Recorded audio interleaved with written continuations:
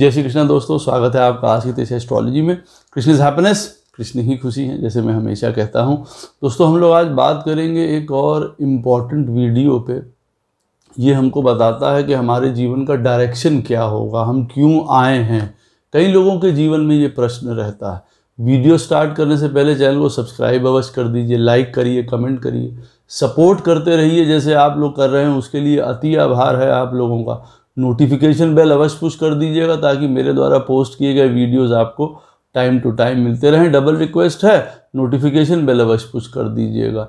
जिनको personal consultations लेनी है अपने जीवन के बारे में, दशा के बारे में, प्लैनेट्स उनकी पत्रिका में कहाँ बैठे हैं, क्या कर रहे हैं उनके जीवन में, अवश्य मुझे संपर्क कर सकते हैं। मेरे नंबर्स वीडियो में फ्लैश होते रहते हैं, वीडियो के डिस्क्रिप्शन बॉक्स में नीचे दिए रहते हैं। आप मुझे ईमेल के थ्रू संपर्क कर सकते हैं।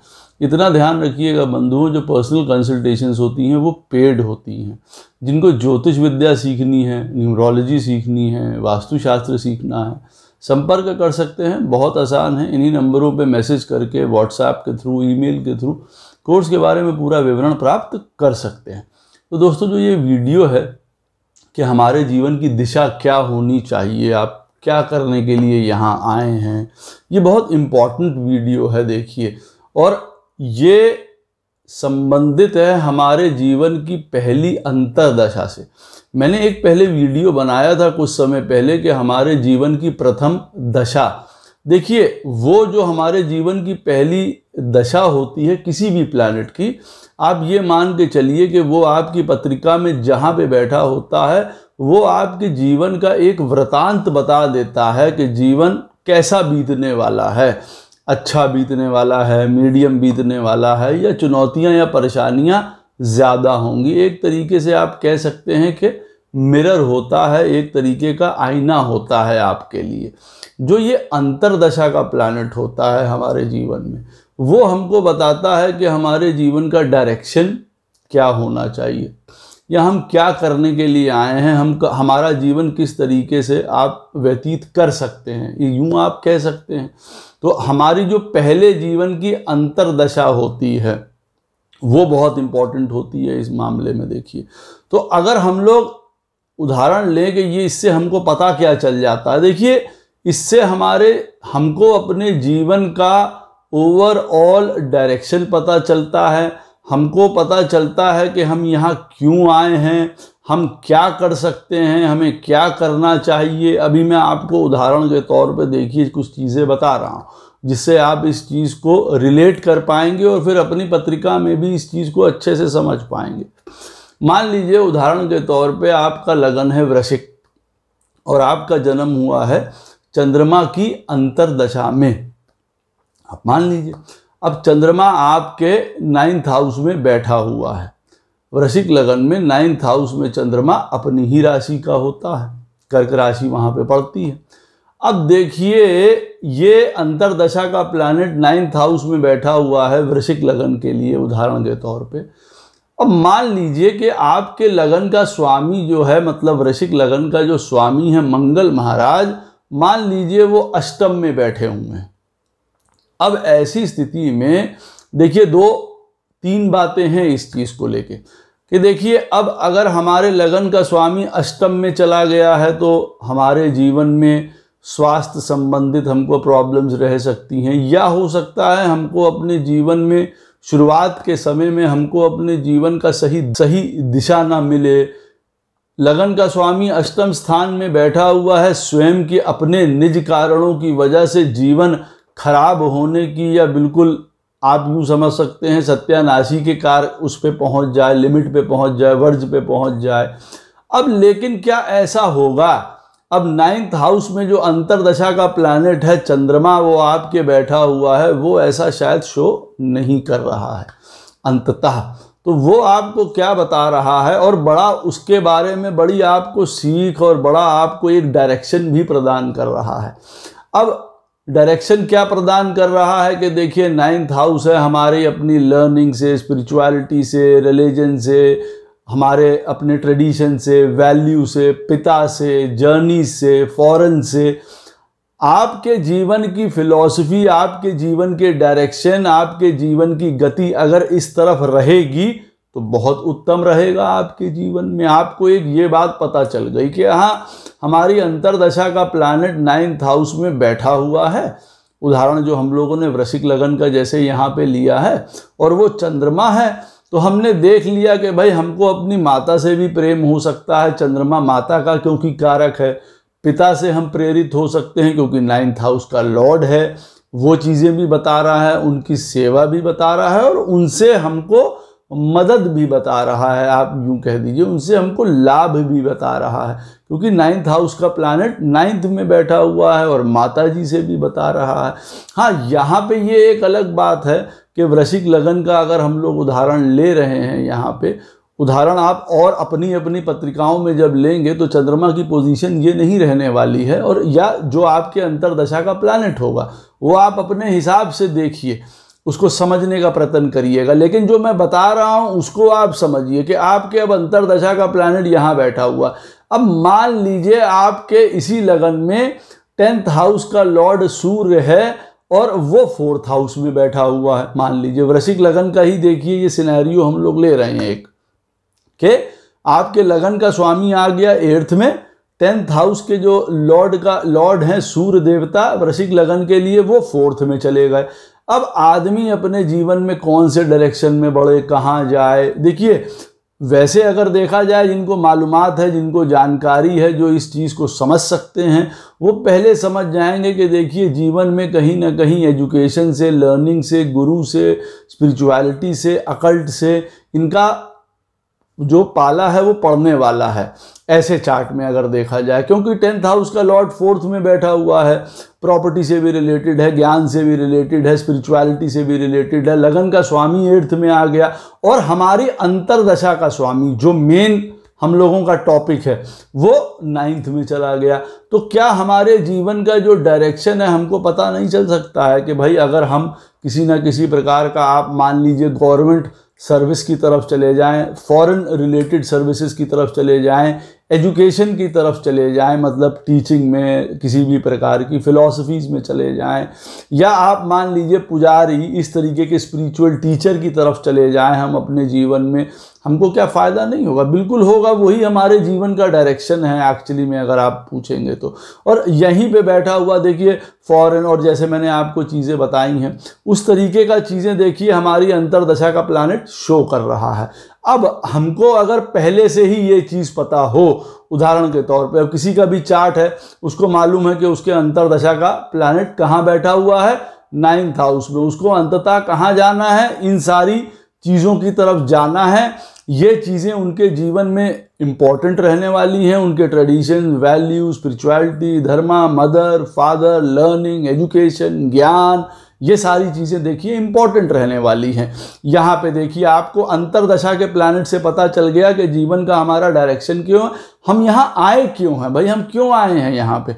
अंतर्दशा का प्लैनेट आपका 9th हाउस में बैठा हुआ है, तो हर प्रकार के रिलीजन, फिलॉसफी, स्पिरिचुअलिटी, ज्ञान, कितने मल्टी कल्चरल चीज़ें, लोगों की सीखना, लोगों से मिलना, बाहर के लोगों से मिलना, उनके साथ किसी प्रकार का आपके इंटरैक्शंस, यही सब काम आप जीवन में करने आए हैं। तो आपको पता चल जाएगा कि हमारा पथ कहाँ है, हमारा रास्ता कहाँ है, हमारा डायरेक्शन कहाँ है, इररिस्पेक्टिव कि आपके लगन का लॉर्ड देखिए ऐसी स्थिति में 8th हाउस में बैठा हुआ है, जो कि हो सकता है उस समय स्टार्टिंग के समय आपकी एज में वो आपको पथभ्रष्ट कर दे, आपको दूसरी तरफ ले जाए, आपकी आदतें गलत हो जाएं और उसकी वजह से आप सही चयन या चुनाव ना कर पाएँ। क्योंकि लगन का स्वामी अगर 8th हाउस में बैठेगा तो बट नेचुरल है हम डायरेक्शन लेस हो सकते हैं कई बार, तो हम गलत कोई इरादा कर लें पढ़ाई में, एजुकेशन में, प्रोफेशन में। लेकिन अब अंतर्दशा का प्लैनेट देखिए हमें क्या बता रहा है कि हमको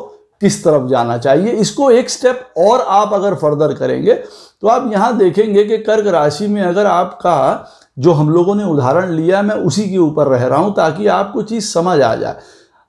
अब आपका ये जो अंतर्दशा का प्लैनेट है, चंद्रमा मान लीजिए 9th हाउस में बैठा हुआ है, जिसकी मैंने अभी हम लोगों ने बातें करी। अब वो एक स्टेप उसको फर्दर ले जाने का मतलब है वो कौन से नक्षत्र में बैठा हुआ है। अब देखिए कर्क राशि में 3 नक्षत्र होते हैं, एक होता है पुनर्वसु, एक होता है पुष्य और एक होता है अश्लेषा। ये तीनों नक्षत्र होते हैं। अब चंद्रमा जिन नक्षत्रों में बैठा होगा यहाँ पे उनसे रिलेटेड वो आपको और डायरेक्शन प्रदान करेगा। मान लीजिए यहाँ पे चंद्रमा आपकी पत्रिका में पुष्य नक्षत्र में बैठा हुआ है, शनि महाराज के नक्षत्र में बैठा हुआ है, जीवन में आपको यहाँ से ये और समझ में आएगा, क्योंकि वृश्चिक लगन में अब देखिए जो है जो शनि महाराज हैं वो 3rd और 4th हाउस के लॉर्ड होते हैं, तीसरे और चौथे स्थान के स्वामी होते हैं। यहाँ पे आपको ये और चीज़ समझ में आएगी कि जीवन में घर, प्रॉपर्टी, आपके इमोशंस, आपका स्पिरिचुअलिटी, ज्ञान, ये सारा जो है आपके साथ जुड़ेगा, लेकिन बड़ी आपको पेशेंस से, रिस्पॉन्सिबिलिटी से अपना जीवन जीना पड़ेगा। आप भाग्यशाली अवश्य होंगे, क्योंकि पुष्य नक्षत्र में बैठा है तो पुष्य जो है एक भाग्यशाली नक्षत्र माना जाता है। लेकिन क्योंकि सैटर्न का नक्षत्र है तो जीवन में आपको अपने ट्रांसफॉर्मेशंस भी हो सकते हैं, बदलाव भी करने पड़ सकते हैं, बहुत डिसिप्लिन या रिस्पॉन्सिबिलिटी भी उठानी पड़ सकती हैं अपने जीवन में। तो आप कह सकते हैं कि कभी कभार हमको एक संत की तरह अपना जीवन जीना पड़ सकता है। हाँ, टेक्निकलिटी भी उसमें आ जाती है किसी ना किसी रूप में। और अब यहाँ पे अगर यही चंद्रमा जो 9th हाउस में आपके अंतरदशा लॉर्ड जो है वो बैठा हुआ है, और अगर वो बैठा हुआ है मान लीजिए बृहस्पति के पुनर्वसु नक्षत्र में, तो आपको मालूम पड़ जाएगा किसी न किसी तरीके से कि फाइनेंस में जाना, टीचिंग में जाना, लॉ में जाना, ज्योतिष में जाना, एस्ट्रोलॉजी में जाना, इन सारी चीज़ों में जाना उनके लिए उचित रहने वाला है, क्योंकि वृश्चिक लगन के लिए जुपिटर 5th हाउस का, 2nd हाउस का जो है वो लॉर्ड होता है।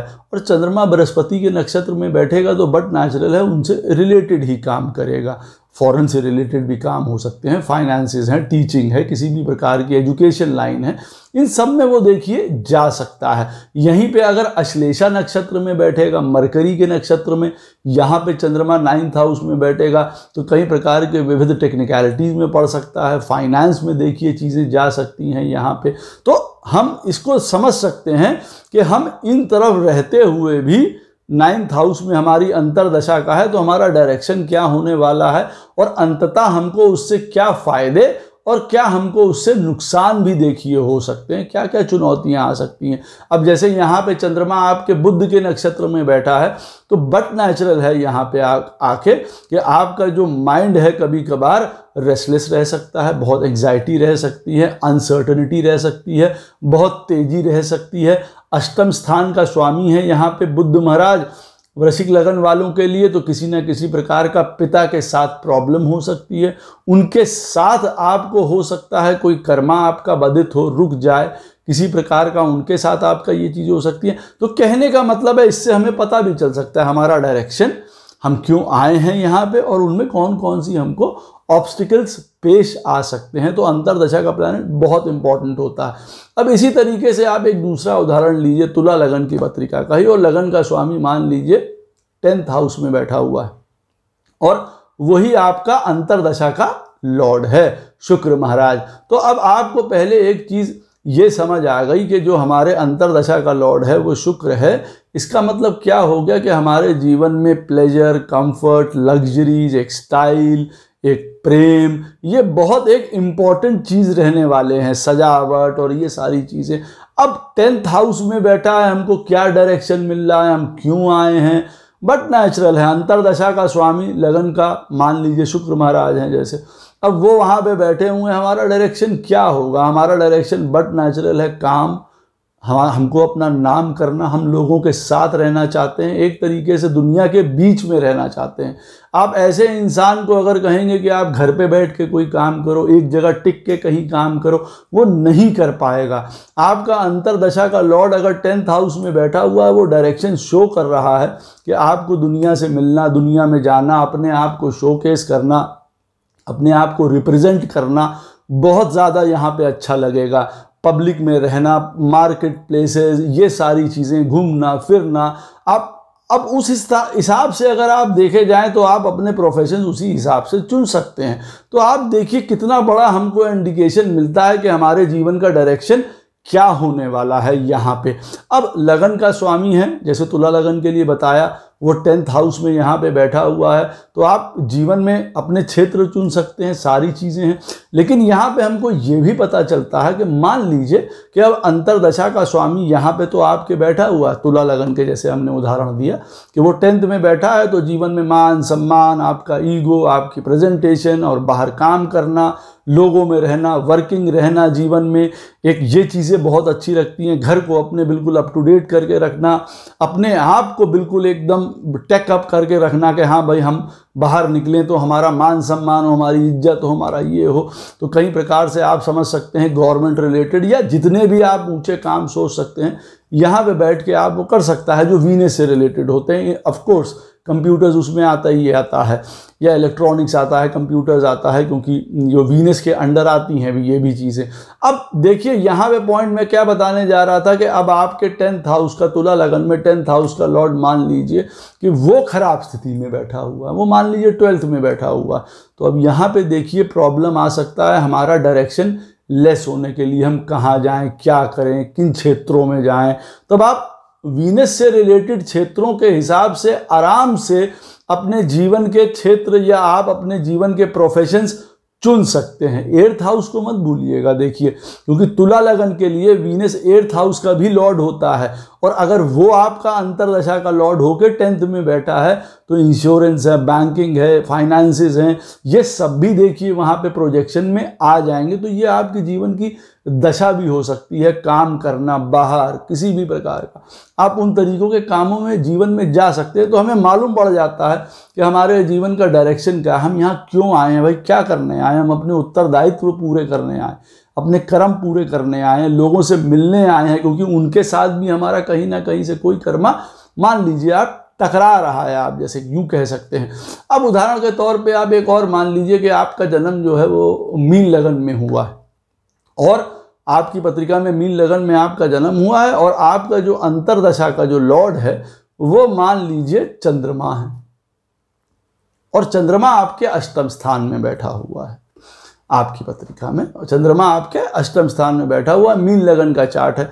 अब आप समझ सकते हैं कि देखिए मीन लगन की पत्रिका है, आपकी पंचम स्थान का स्वामी जो है आपके अष्टम में बैठा हुआ है, और यही आपका अंतरदशा लॉर्ड है। तो आप समझ सकते हैं जीवन में एजुकेशन, चाहे टेक्निकल एजुकेशन की तरफ जा सकता है यहाँ पे, या फाइनेंस है, टेक्निकल एजुकेशन है, ऑफ कोर्स किसी भी प्रकार की रिसर्च है, मेडिकल है, इन सब तरफ जा सकता है, फॉरेन सर्विसेज की तरफ जा सकता है, फॉरेन से रिलेटेड कामों की तरफ जा सकता है। लेकिन हाँ, अब अंतरदशा का लॉर्ड अगर 8th हाउस में बैठा है तो वो ये ज़रूर बता रहा है कि हमारे जीवन में ट्रांसफॉर्मेशन या बदलाव अवश्य होके रहेगा। ये एक आप यूँ मान के चलिए अवश्यम भावी चीज़ है कि ये होनी ही होनी है। उसमें आपको ये भी मालूम पड़ेगा कि हाँ देखिए आपकी एजुकेशन या जो भी चीज़ें करें, कई बार हमको वो काम नहीं आती, हमको अपना रूट बदल देना पड़ता है, कई बार रास्ता बदल देना पड़ता है, हमको अपने जीवन में एक्सट्रीम हमको पेन हो सकती है हमारे जीवन में, प्रेम को लेके, संतान को लेके, हमारे अपनी क्रिएटिविटी को लेके, अपनी स्किल्स को लेके, जो हमको एक ब्लेसिंग्स होती हैं उनको लेके हमको कभी ना कभी अपने जीवन में बहुत बड़े बदलाव करने पड़ते हैं, तभी हमको प्राप्त होती हैं, नहीं तो हमारा जीवन बहुत ज़्यादा स्ट्रगल में बीत सकता है। अब हमको मालूम है ये जीवन में कि हमारी अंतरदशा का लॉर्ड 8th में बैठा है, तो कई प्रकार के हमको प्रॉब्लम्स, कष्ट, मैरिज से रिलेटेड प्रॉब्लम, हेल्थ से हमारे रिलेटेड इश्यूज़, माइंड से, इमोशन से, क्योंकि चंद्रमा किसका है, मनस का कारक है, एक प्रसन्नता का कारक है, तो अंततः वो भी हमारी डैमेज होंगी हमारे जीवन में। हम उसको कैसे रोक सकते हैं, सही तरीके से चीज़ों का चुनाव करके,